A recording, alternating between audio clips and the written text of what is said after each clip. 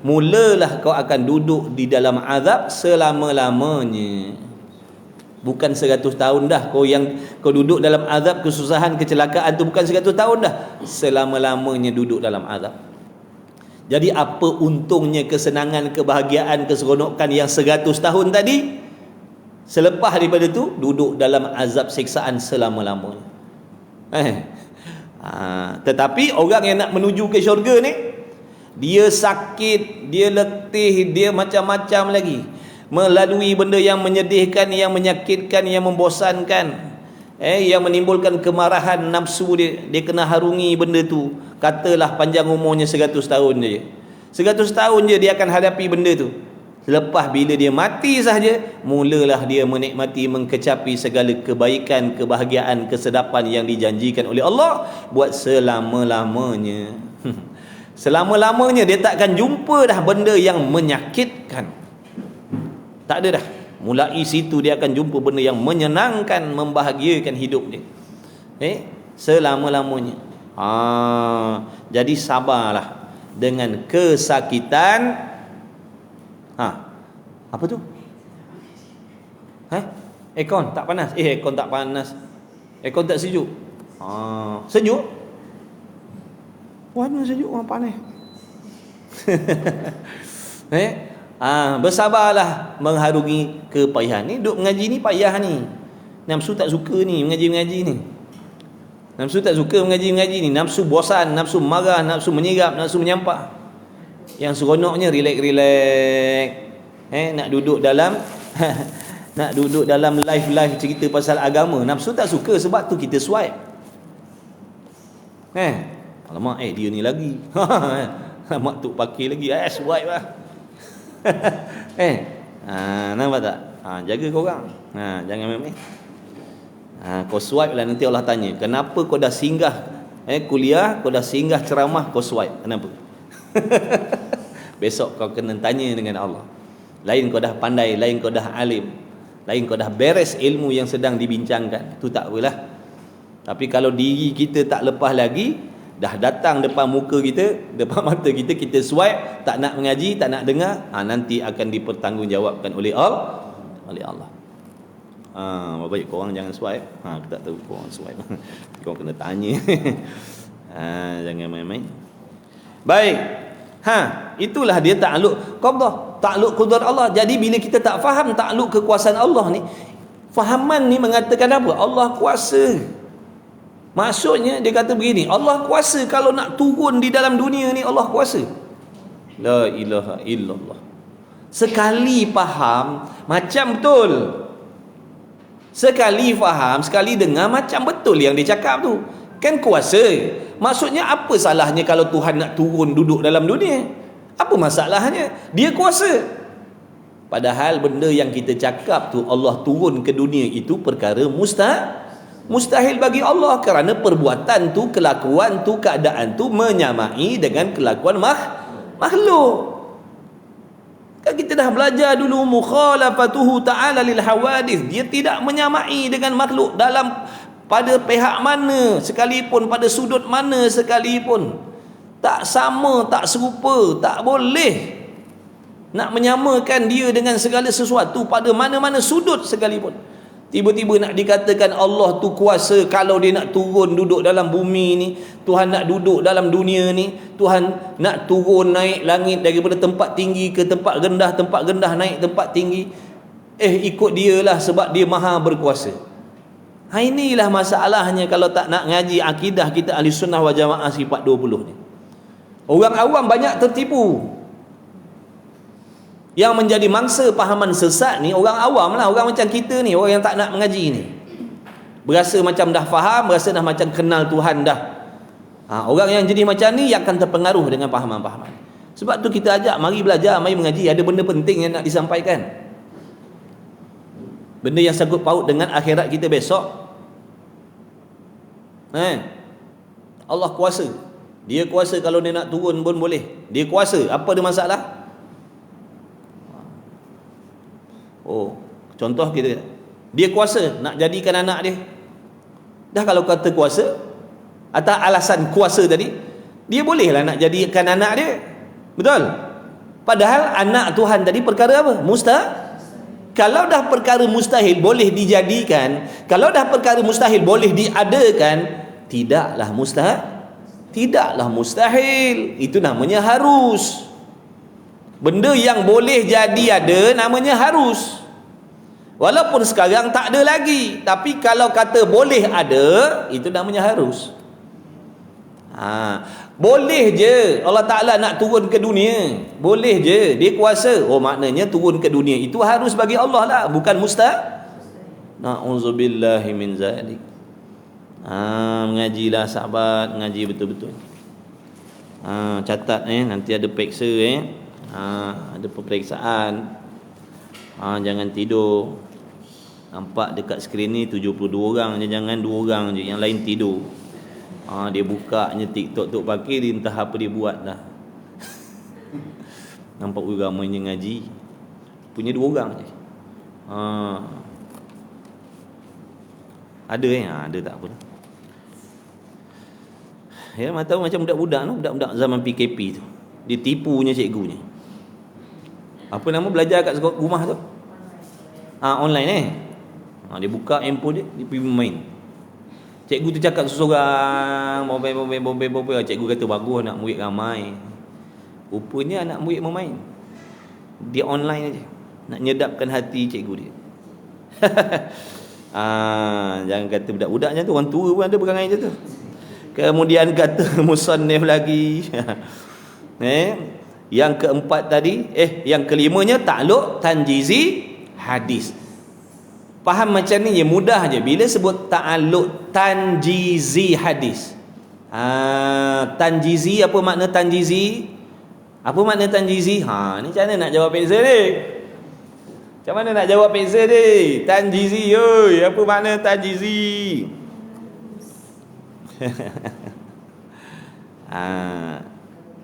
Gurau je.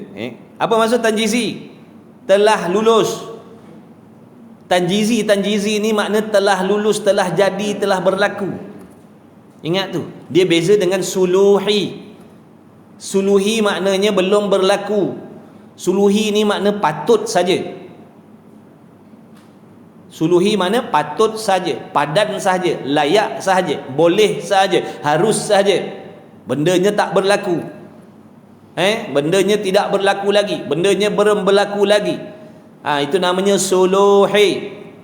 Patut, boleh, layak. Bila sebut tanjizi, jaga. Bila sebut tanjizi, benda dah berlaku dah, dah jadi dah. Allah dah buat dah. Contohnya, sekarang saya hidup.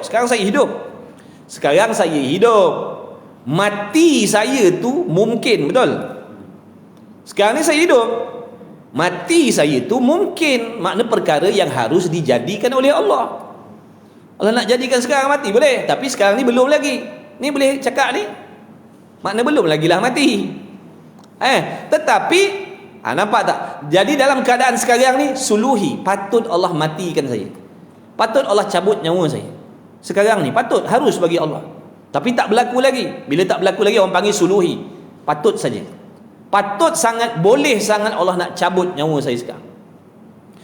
Tiba-tiba dengan kehendak Allah, Allah pun mencabut nyawa saya daripada hidup jadi mati. Bila Allah menciptakan kematian tadi tu, itu yang dipanggil tanjizi hadis. Maknanya baru Allah jadikan kematian tu. Baru Allah ciptakan kematian tu. Kiaslah yang lain-lain. Yang sakit sekarang ni, dia sakit sangat, sakit, ubat ini ubat itu, rawat sini rawat, tak sembuh, tak baik-baik, tak sihat-sihat.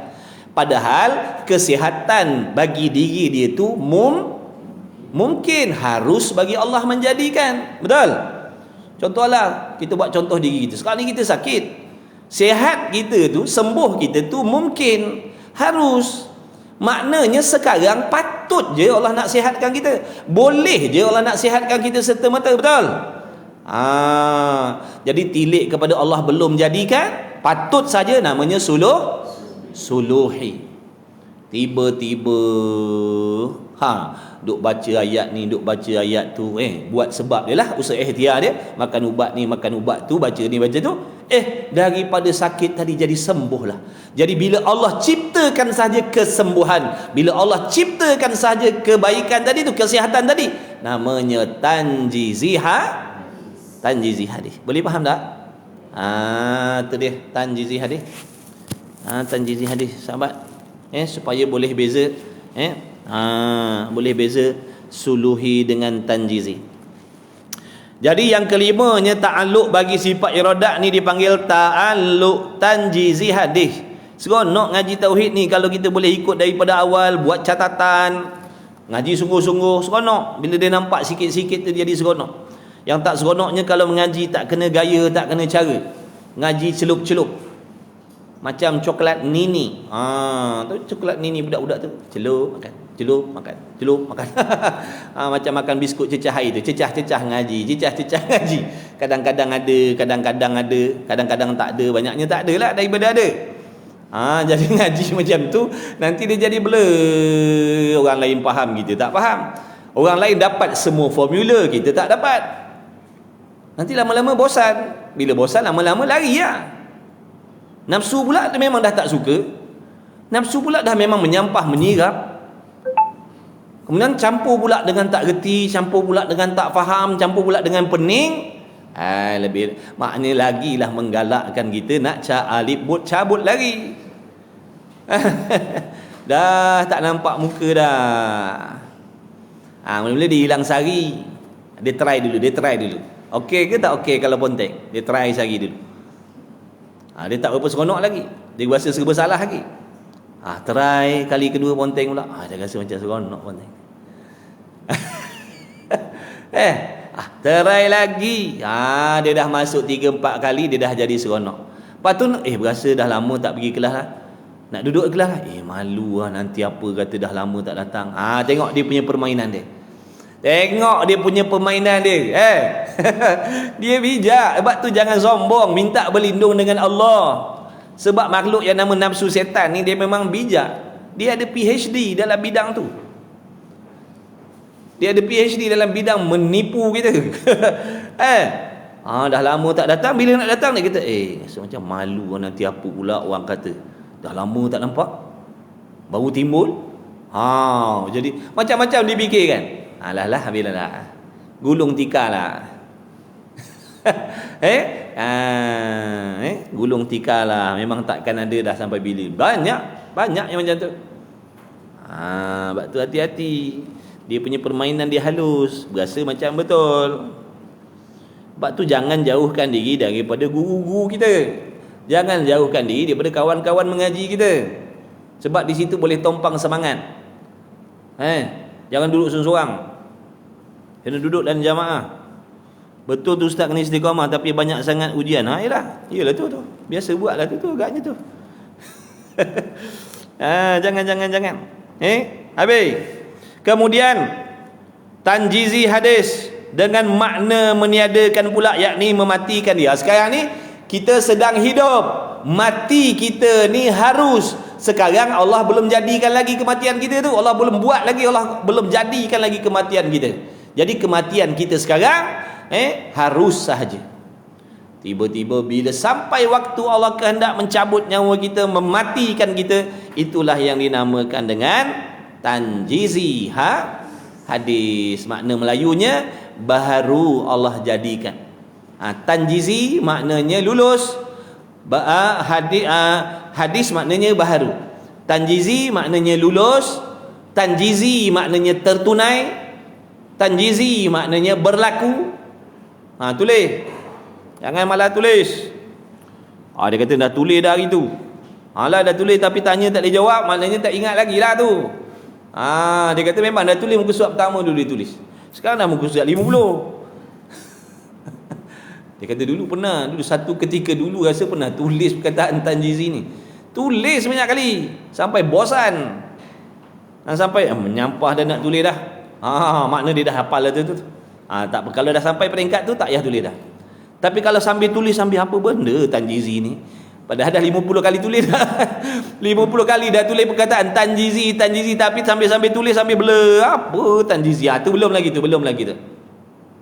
Tanjizi maknanya telah lulus, telah tertunai, telah jadi. Hadis maknanya baru. Tanjizi hadis tertunai baru, berlaku baru, terjadi baru. Tanjizi kahwin dengan hadis makna baru. Pusingkan nak bagi faham. Baru berlaku, baru jadi, baru tertunai. Tu maksud tanjizi hadis. Macam tu saja. InsyaAllah ngaji sungguh-sungguh. Allah yang bagi faham. Tak faham pun dapat pahala. Tak faham pun Allah ampun dosa. Tak faham pun masuk dalam golongan orang yang Allah kasih juga. Untung kita ngaji ni. Alhamdulillah Allah pilih kita. Mudah-mudahan kita sentiasa dipilih oleh Allah. Selalu dipilih oleh Allah. Duduk dalam majlis ilmu. Malah-malah pun bosan-bosan pun duduk gak. Tidur pun duduk gak. Tidur pun online pun, tapi tidur pun pasang je lah. Tak apalah, mudah-mudahan dapat. Jangan main. Duduk terlelap. Tok Pakir cakap seseorang dekat lain. Dia tidur. Pen jalan sendiri. Pen dia tulis sendiri. Pen tulis sendiri. Kemudian yang kelimanya, habis dah. Yang keenamnya, ta'alluq qabdah. Berapa kali dah jumpa ta'alluq qabdah ni? Berapa kali dah? Kita tengok balik. Qabdah, berapa kali dah ta'alluq qabdah? 1, 2, 3 kali dah. 3 kali dah kita jumpa ta'alluq qabdah. Ta'alluq apa? Qabdah. Apa ta'alluq qabdah ni? Mudah gini. Ta'alluq qabdah ni maknanya sesuatu itu sedang berada di dalam kekuasaan Allah. Itu ta'alluq qabdah namanya.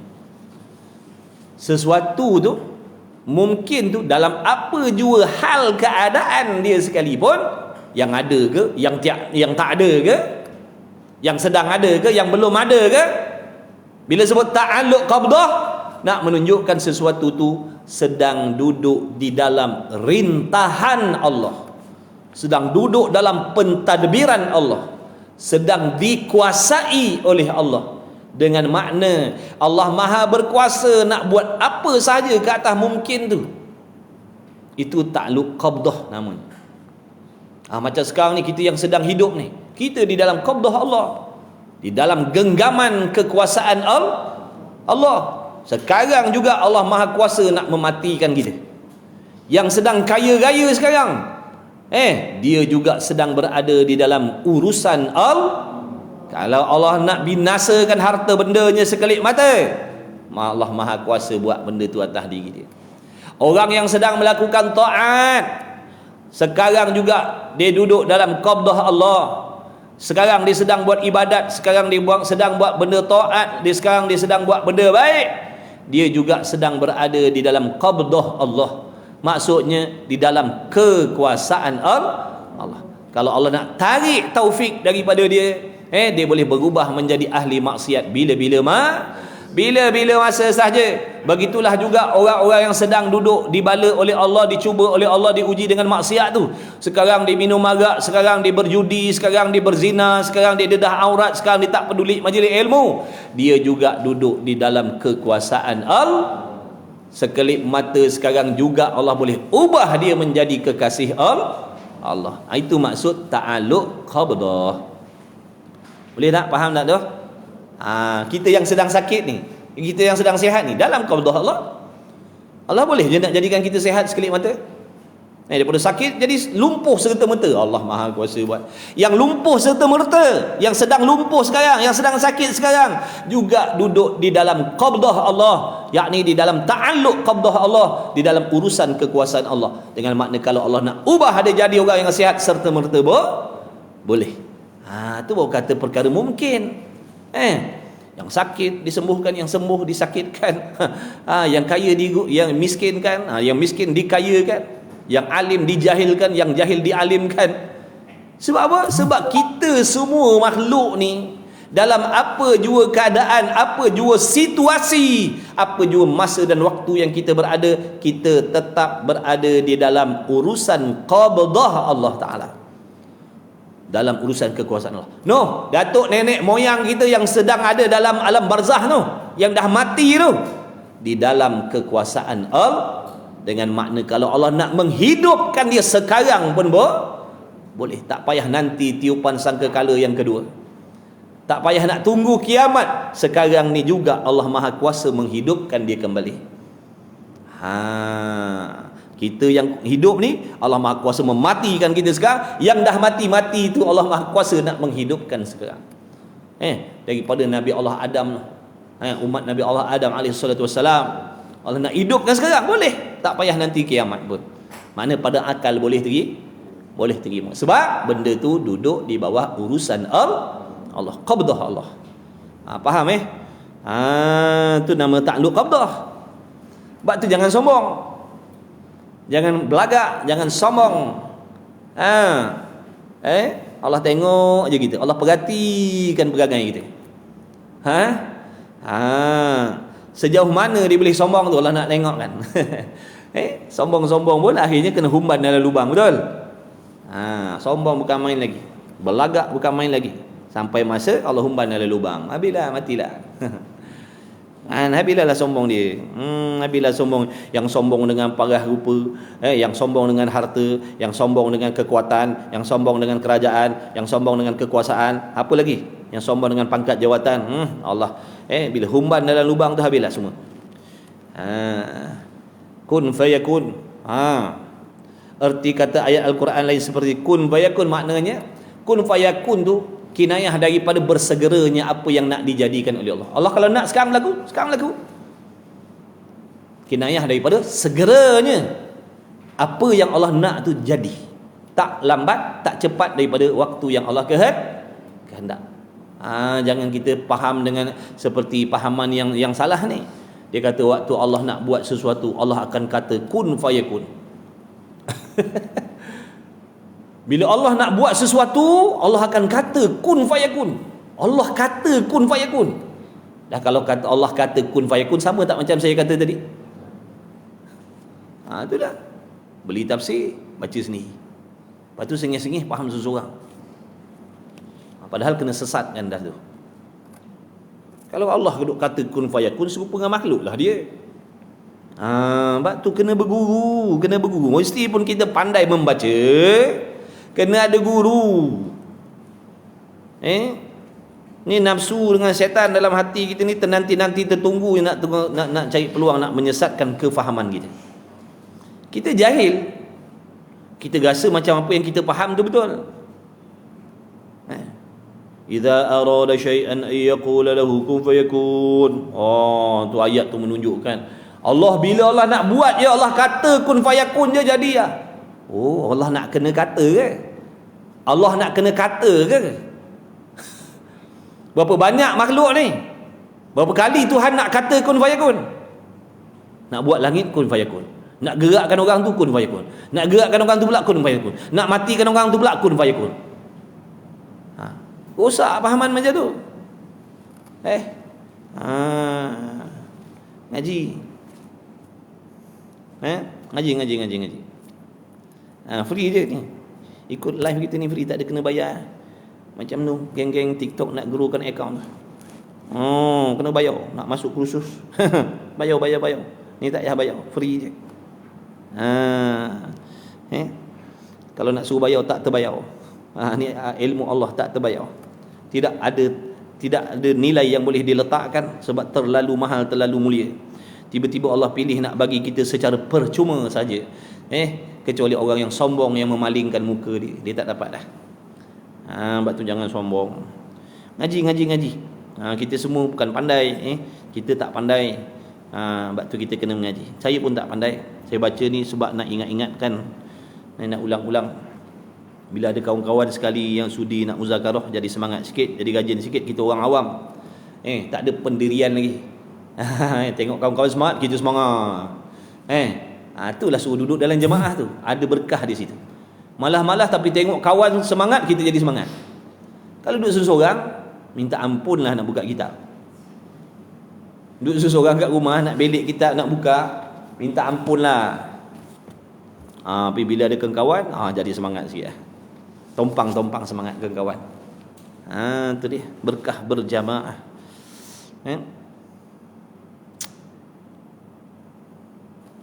InsyaAllah. Ngaji. Ngaji.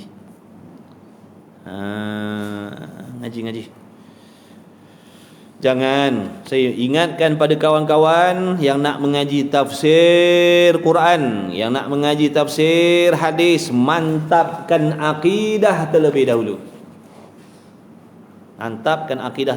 Kenal Tuhan dulu, kenal makhluk dulu. Barulah insya-Allah ada jalan selamat. Jangan nantikan kita baca sendiri, faham sendiri. Jangan main-main. Tu Quran bukan benda main-main. Kalam yang maha suci dari kekurangan, kalam yang maha suci daripada serupa dengan makhluk. Hati-hati, jangan ikut suka hati kita. Itu dia yang kelima, namanya ta'alluq tanjizi hadis, dengan maknanya meniadakan pula. Dan yang keenamnya tadi apa? Ta'alluq qabdah, yakni selepas mati. Contohnya makhluk yang dah berada selepas mati tu. Contohlah macam almarhum, almarhumah tu. Segala arwah tu. Datuk nenek moyang kita sekarang ni. Sekarang ni mereka berada di alam arwah, di alam roh. Tulang berulang dia dah tak ada dah. Kalau gali balik tak ada apa, dah tinggal dah. Kecuali dia orang istimewa sisi Allah, tu lain lah. Ada orang-orang yang istimewa. Ada orang yang istimewa meskipun dia tak hafal Quran. Dia itu bukan penghafal Quran, tapi dia mengamalkan perkara yang ada di dalam Al-Quran. Dia tak hafal Quran, tapi dia mengamalkan Quran tu dalam kehidupan dia. Dia ikut betul-betul. Jadilah dia orang soleh, jadilah dia orang bertakwa sisi Allah. Kalau Allah kehendak, Allah akan pelihara jasadnya.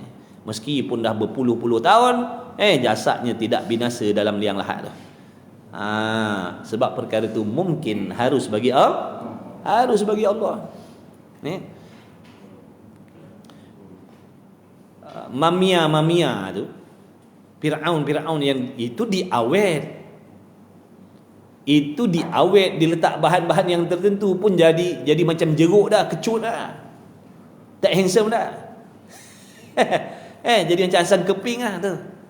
Dia tengok tu muka Firaun tu, dia tengok. Sekarang tak payah pergi sana, dalam tu boleh tengok. Dalam Google, dalam tak disebut, dalam di TikTok ni dia cemburu dia macam madu. Jangan cakap kan merajuk. Dia TikTok macam tu. Dia tak boleh. Ceritakan, cakap terang-terang, kang datang violation, kena amaran. Sebab apa? Sebab cakap lain punya channel. Tu TikTok. Sebab tu ehem je lah, faham lah. Boleh tengok kat ehem. Nak tengok muka Firaun, boleh. Muka tak handsome lah. Jadi kecut dah muka, dia awet. Orang yang Allah pelihara dah, macam mana waktu dia dikebumikan, begitulah jasadnya walaupun dah beribu tahun. Hebat kekuasaan Allah. Maknanya andai katalah kita ni boleh duk gali balik makam-makam para sahabat radhiyallahu taala anhum, boleh tengok parah rupa mereka yang asal seperti waktu mereka hidup. Jangan, itu kekuasaan Allah. Itu Firaun kena awet. Ni bukan awet. Ni tak. Allah pelihara jasad mereka. Walaupun dah berbelas ribu tahun mati dah. Puluh ribu tahun mati dah. Tu jasad Nabi Allah Adam alaihi salatu wassalam, seandainya boleh dibongkar, boleh tengok macam mana rupa dia. Allahumma salli ala Sayyidina Muhammad. Okey, baik. Yang keenamnya tadi, tu maknanya arwah almarhum almarhumah yang dah duduk alam barzah sekarang ni, sejak daripada umat Nabi Allah Adam alaihi salatu wassalam sampailah umat Nabi Muhammad SAW yang dah dimatikan oleh Allah Ta'ala tu. Itu yang dimaksudkan tadi, ta'alluq qabdah, yakni selepas mati. Selepas mati. Mungkin ini di dalam genggaman pula, Meskipun kita ni mungkin ni, yang lupalah mungkin tu kita lah. Kita ni besok selepas daripada kita mati tu, jika menghendaki yakni oleh Allah mengada pula. Mengada tu makna bukan mengada-ngada. Mengada tu makna menciptakan. Jika menghendaki yakni oleh Allah mengada yakni menciptakan pula, dengan menghidupkan kembali, dengan makna Allah menghidupkan balik nenek moyang kita tu. Kalau ada saudara kita ke, abang kita yang dah meninggal ke, adik kita yang dah meninggal ke, suami kita yang dah meninggal ke, bini kita yang dah meninggal ke, mak tua kita ke, pak mertua kita ke yang dah meninggal tu, yang sekarang ni, maknanya kalau Allah kehendak nak mengadakan dengan makna menghidupkan kembali, nescaya mengadakan dia, nescaya Allah akan hidupkan. Boleh hidupkan sekarang juga. Sekarang juga Allah boleh hidupkan. Dan jika menghendaki mengekalkan, mungkin di dalam hal tiada selepas daripada mati itu, dengan makna kalau Allah Ta'ala tidak kehendak menghidupkan, Allah tak kehendak nak menghidupkan, dengan makna Allah nak meneruskan kematian itu, maka dikekal akan dia orang yang dah mati tadi di dalam hal keadaan tiada. Duduklah dalam keadaan mati itu selama-lamanya, takkan dibangkitkan sampai bila-bila pun. Cuma tilik kepada janji Allah, hukum aradi yang kita dah belajar dulu. Apa maksud hukum aradi? Janji Allah, janji-janji Allah, hukum-hukum ataupun ketetapan-ketetapan, keputusan-keputusan daripada Allah yang datang kemudian. Kerana asal hukum makhluk ni, hidup ke mati ke, hukumnya harus, betul. Tapi bila Allah turunkan janjinya, kullu nafsin dha'iqatul maut, yang hidup pasti mati, akan merasai mati. Oh, maknanya kalau tilik pada akal tadi kita harus mati, tapi bila tilik dengan firman Allah, kita wajib akan mati. Kalau tilik pada akal harus mati, tilik pada janji wajib kita akan mati. Begitulah juga yang sedang mati tu. Tilik pada akal harus dihidup kembali, ataupun harus duduk berkekalan, mati takkan hidup sampai bila-bila. Itu tilik kepada akal. Tapi tilik kepada janji Allah, Allah Ta'ala berfirman yang dah mati itu besok akan dibangkitkan semula, maka wajib akan hidup kembali. Itu janji Allah. Ada tak kawan-kawan ni, kalau ada TikTok, ada tak baru-baru ni perasan tu Duk Ustaz Wadi dengan Piu Faiz tu? Tak ada. Yang rosak ni netizen lah, yang tak mengaji ni, macam kita ni. Apa nak kalut-kalutnya? Dalam ceramah Ustaz Wadi kata apa? Orang yang mati dalam keadaan dia free hair, dalam keadaan dia free hair, dia mati. Ustaz Wadi kata confirm dia diazab oleh Allah, garanti diazab oleh Allah. Betul, cakap dia tu betul. Tilik kepada janji Allah, orang yang mati dalam maksiat pasti akan diazab oleh Allah. Betul, tilik kepada janji. Lalu Piu Faiz kata tak semestinya orang tu mati walaupun dalam keadaan maksiat harus bagi Allah nak mengazab, dan harus Allah Ta'ala nak mengampunkan dia. Pun betul, tilik kepada hukum akal. Betul juga apa yang dikatakan oleh Piu Faiz tu. Makna orang yang mati sebesar mana dosa sekalipun harus bagi Allah. Hak milik Allah kan, makhluk dia kan, hukum dia kan, neraka dia kan, syurga dia kan, ikut dia kan. Tapi bagi diri kita orang awam ni, nak ikut pendapat yang mana yang lebih menjaga kita? Pendapat yang mana? Dua-dua ni betul. Satunya tilik kepada hukum akal, satunya tilik kepada janji Allah. Janji Allah mesti diazab. Orang tak solat mati mesti diazab. Tilik pada akal, kalau Allah tak nak azab pun tak ada masalah. Betul? Sebab dalam qabdah Allah, urusan Allah. Ikut Allah, nak azab pun boleh, tak nak azab pun boleh. Jadi kalau dua-dua ni, contohlah kita ni orang tak semayang, kita ni orang buat maksiat pagi petang siang malam. Kalau nak tilik kedua-dua maknanya pandangan tok guru kita ni tadi, yang dua ni, mana yang lebih menjaga diri kita? Yang pertama. Itu yang akan menjadikan kita takut nak meneruskan buat maksiat. Betul? Kalau tilik kepada yang kedua tadi, kita akan jadi bersenang-senang melakukan maksiat. Betul tak? Allah Maha, pula Allah boleh jampunkan aku walaupun aku tak solat. Nampak tak? Jadi kita akan seronoklah tak solat. Yang dedah aurat akan seronoklah dedah aurat. Sebab apa? Harus je Allah azab. Jangan pandai-pandai kata Allah azab. Itu urusan Allah. Ya.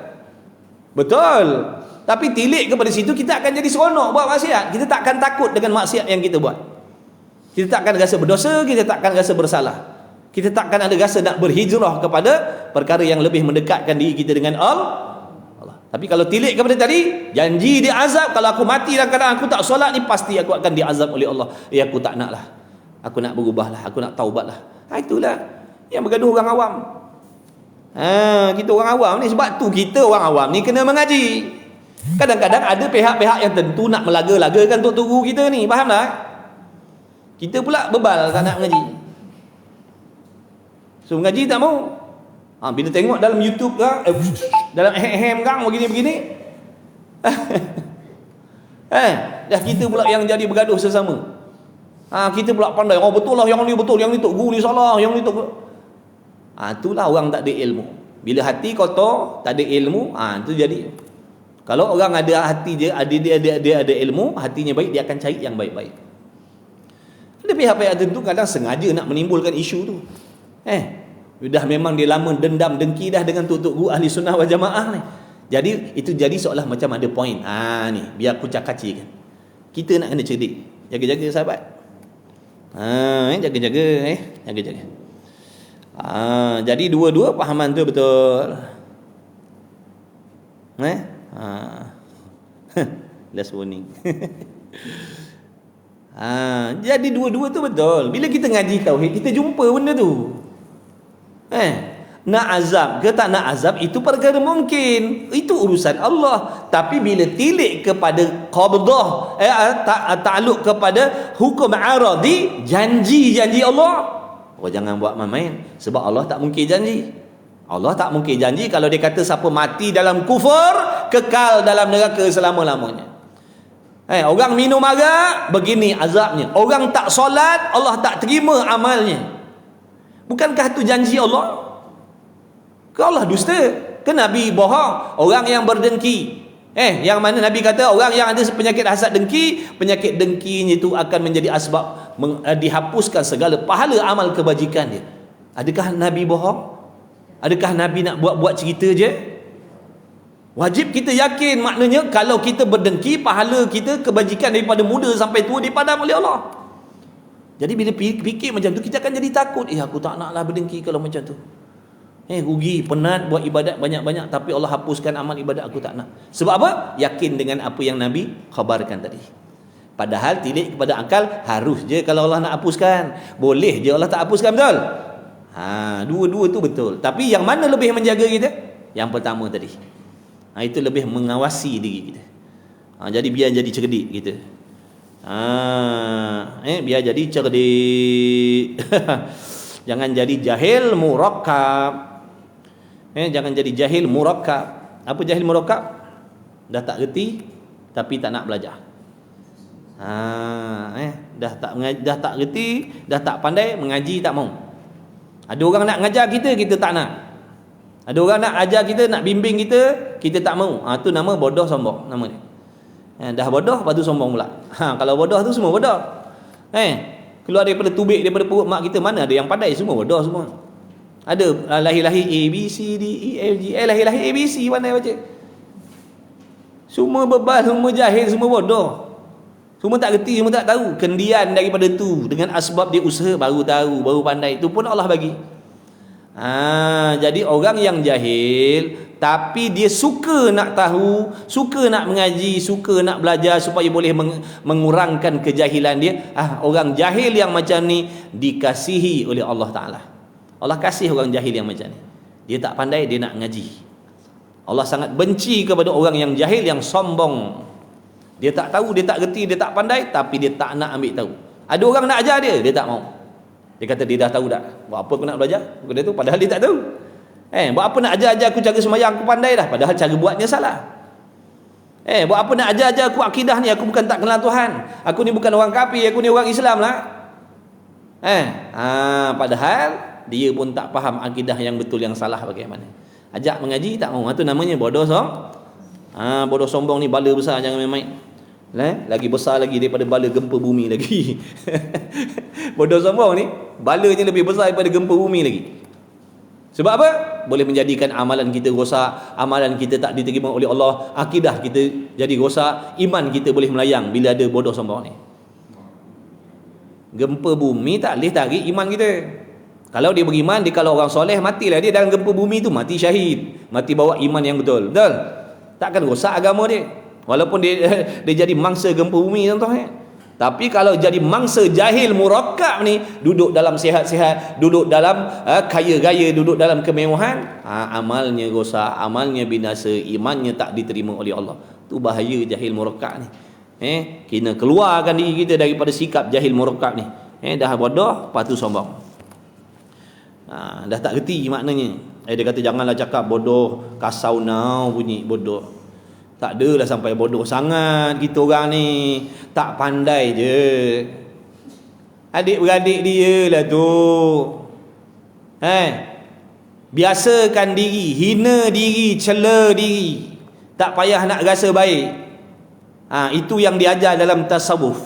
Barulah hati kita jadi baik. Kalau rasa saya ni tak pandai, tak adalah sampai bodoh, cuma tak pandai. Itu makna tak menghinakan diri. Hinakan diri sehina-hinanya dengan Allah. Kena ngaku, aku bodoh ya Allah, aku jahat, aku ahli maksiat. Bukan kata ya Allah, aku ni tak adalah jahat sangat. Nak bandingkan dengan orang depan ni lagi jahat. Bandingkan kawan sebelah ni, dia lagi jahat. Jahat juga ya Allah aku ni, tapi tak adalah macam orang sebelah. Tu perangai kita lah tu. Tak ada orang dah yang jahat, akulah yang paling jahat sekali. Kalau dalam kumpulan ramai-ramai ni, kalau kita duduk dalam 100 orang, perhimpunan 100 orang, kita berasakan dalam 100 orang ni akulah yang paling tak boleh terpakai sekali, akulah dalam ramai-ramai ni. Tu nama tawaduk, merendah diri. Tapi payahlah sikap tu. Itu sifat terpuji. Orang-orang tertentu je boleh letakkan diri dia macam tu, mencela diri tu.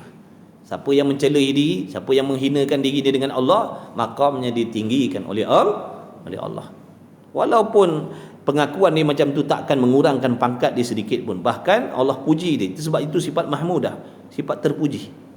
Tapi kalau selagi ada merasa kelebihan, selagi ada rasa kita ni ada kelebihan daripada orang lain, maknanya kita tak dapat apa-apa. Itu namanya takabur. Masih ada lagi. Macam tadilah, aku ni jahat juga, tapi nak banding dia lagi jahat. Maknanya dia masih nak meninggikan diri daripada orang lain. Tak dapat tu. Tak dapat. Kemudian kata musannif, 5 minit lagi berhenti. Semua nak kena belajar. Banyak benda. Jadi pahaman yang mengatakan kita ngaji sikit-sikit dah lah, itu semua pahaman sesat. Agama ni belajar sampai bila-bila pun tak habis. Ilmu Allah ni luas. Muka-muka cakap bukan main bersungguh. Ilmu Allah ni luas. Kau mengaji pagi, petang, siang, malam pun taknya habis. Luas ilmu Allah ni. Dah tu? Belajar sikit-sikit dah lah. Macam tu. Oleh kerana ilmu Allah tu luas, belajar sikit-sikit dah lah. Ilmu dunia banyak dia dah. Ilmu dunia banyak dah. Banyak. Dah kenapa kau belajar ilmu dunia sampai ketua? Sampai ketua masuk universiti lagi. Dah sampai ketua nak belajar lagi ilmu-ilmu dunia. Tentang ilmu dunia tak apa belajar banyak-banyak. Tentang ilmu akhirat sikit-sikit dah lah. Itu semua tadi tipu daya lah tu. Tipu daya nafsu. Tipu daya nafsu. Padahal ibadat ni banyak. Maknanya ilmu tak padan sikit. Banyak benda yang kita nak kena mengaji. Banyak benda yang kita nak dengar. Jauhi fahaman yang mengatakan belajar agama ni sikit-sikit sudah. Itu semua fahaman yang merosakkan, yang memundurkan kita. Yang keenamnya takluk qabdah, yakni selepas mati mungkin ini dalam genggaman pula, jika menghendaki mengada pula dan menghidupkan kembali saya mengadakan dia Allah, dan jika menghendaki mengekalkan mungkin dalam hal tiada selepas mati itu, maka dikekalkan akan dia di dalam hal tiada. Maknanya kalau Allah Ta'ala tak kehendak nak hidupkan, duduklah dalam keadaan mati selama-lamanya, takkan hidup selama-lamanya. Rugi tak? Rugilah. Tak boleh masuk syurga lah kita. Kalau dah mati tak hidup-hidup bila nak masuk syurga? Dalam syurga tu hidup, bukan mati. Yang ketujuhnya takluk tanjizi hadis, yakni mengadakan pula dengan maknanya menghidupkan kembali kemudian daripada mati tu. Contohnya sekarang berlaku tiupan sangkakala yang kedua tu. Maknanya pada waktu tu semua manusia dihidupkan kembali oleh Allah. Jadi waktu dihidupkan kembali oleh Allah daripada keadaan mati, dihidupkan balik, waktu itulah dipanggil tanjizi hadis. Makna baru Allah jadikan kehidupan semula tu. Contohnya sekarang yang mati sekarang ni, contoh Allah nak hidupkan. Pukul 1 kan Allah hidupkan arwah tu. Pukul 1 kan Allah Ta'ala hidupkan arwah tu dengan kebijaksanaan, dengan kekuasaan Allah, Allah hidupkan dia. Makna waktu Allah menghidupkan dia kembali tu dipanggil tanjizi hadis. Faham dah tu? Baca laju, dah faham, baca laju. Kemudian yang ke-8nya ta'alluq qabdah pula, dengan maknanya mungkin selepas hidup kembali itu di dalam genggaman Tuhan. Jika menghendaki ia Allah akan meniadakan pula, maka meniadakan ia Allah akan dia mungkin. Dan jika menghendaki ia Allah mengekalkan dia dalam hal ada selepas hidup kembali itu, maka dikekalkan dia di atas halnya. Maksudnya begini, selepas dah dihidupkan balik, bila ditiup sangkakala yang kedua tu hidup balik semua manusia. Macam cendawan tumbuh lepas daripada hujan tu, bangkit kembali daripada kubur masing-masing. Kemudianlah pendek cerita, yang syurga, yang neraka. Waktu tu hidup kan, yang dalam neraka pun hidup, yang dalam syurga pun hidup. Maknanya waktu hidupnya dalam syurga, waktu hidupnya dalam neraka tu juga masih lagi kita di dalam genggaman Allah. Maksudnya kalau Allah nak matikan balik penduduk syurga tu, Allah nak matikan balik yang sedang duduk dalam nikmat syurga tu, Allah matikan, boleh. Yang dalam neraka yang sedang diazab tu Allah nak matikan balik pun boleh. Tapi tilik kepada janji dah. Tilik pada janji Allah takkan berlaku dah. Kerana Allah janji lepas daripada mati ni, bila hidup balik besok takkan jumpa dah kematian yang kedua. Hidup selama-lamanya. Itu janji Allah. Tapi tilik pada akal, harus kalau Allah nak matikan balik walaupun penduduk syurga. Habislah. Ini dah dia 8 ta'alluq qudrat atas jalan tafsil. Inilah dia 8 ta'alluq sifat qudrat. Tengok balik, ulang balik. Sebab tu suruh mengaji ada kitab, boleh tengok balik. Kalau tak ada kitab nanti tengok dinding. Tak ada kitab tengok dinding. Cari beli kitab. Harga dia tak mahal pun, mencecah RM8 je harga dia. Mencecah harga RM8 je. Inilah 8 ta'alluq bagi sifat qudrat atas jalan tafsil, dan mengetahui segala ta'alluq yang tersebut itu tidak wajib, tetapi mengetahui akan ta'alluq itu sangat bagus. Faham pasal ta'alluq tadi itu tak wajib pun, tak dosa kalau tak tahu. Tapi kalau tahu terlebih baik. Kalau tahu lebih baik. Contohnya tadi kita boleh menyelamatkan daripada pahaman macam Wahabi tadi tu, yang mengatakan Allah kuasa duduk dalam dunia, Allah kuasa nak turun. Tu sebab tak tahu ta'alluq lah tu. Tapi bila kita dah tahu, dia lebih baik, boleh selamatkan diri kita daripada terpedaya terikut pahaman-pahaman yang macam tu. Wallahu subhanahu wa ta'ala a'lam wa ilmuhu wa ata. Jadilah nanti sambung lagi insya-Allah. InsyaAllah mudah-mudahan dipanjangkan umur semua, diberi kesihatan, keafiatan yang sempurna, yang berkah, diberi rezeki yang halal, yang luas. Mudah-mudahan Allah Ta'ala jadikan antum semua ni orang kaya-gaya yang bertakwa, tolong agama insya-Allah. Mudah-mudahan dilahirkan di kalangan kita anak-anak soleh, anak solehah insya-Allah, sentiasa dipilih, dibimbing oleh Allah zahir dan batin kita insya-Allah, dijaga oleh Allah Subhanahu wa taala insya-Allah. Mudah-mudahan husnul khatimah semuanya, mudah-mudahan istiqamah mengaji dengan niat yang baik insya-Allah. Mudah-mudahan Allah tunjukkan kesilapan dan kesalahan kita dan bagi taufik kepada kita untuk memperbaikinya insya-Allah, dengan berkah Nabi Muhammad sallallahu alaihi wasallam, dengan berkah doa ibu bapa kita, mudah-mudahan dikabulkan segala doa, segala hajat yang tersurat, yang tersirat. Amin ya rabbal alamin. Bismillahirrahmanirrahim. Alhamdulillahirabbil alamin wassalatu wassalamu ala rasulillah wa alihi. Allahumma rabbana fa'na bima 'allamtana. Rabbana 'allimna alladhi yanfa'una. Rabbana faqih ahlana wa qarabat lana fi dinina ma ahli kutri untha wa dzakar. Allahumma ya muhawwil al-ahwal hawwil ahwalana ya Allah ila ahsanil hal. Allahumma khalisna ya Allah mimma ana fihi khalasan jamila innaka 'ala kulli syai'in qadir wa la hawla wa la quwwata illa billahil 'aliyyil 'azim. Wa sallallahu ala sayyidina Muhammadin nabiyil ummi wa ala alihi wa sahbihi wa baraka wa sallam. Alhamdulillahirabbil alamin. Taqabbalallahu minni wa minkum minna wa minkum taqabbal ya karim.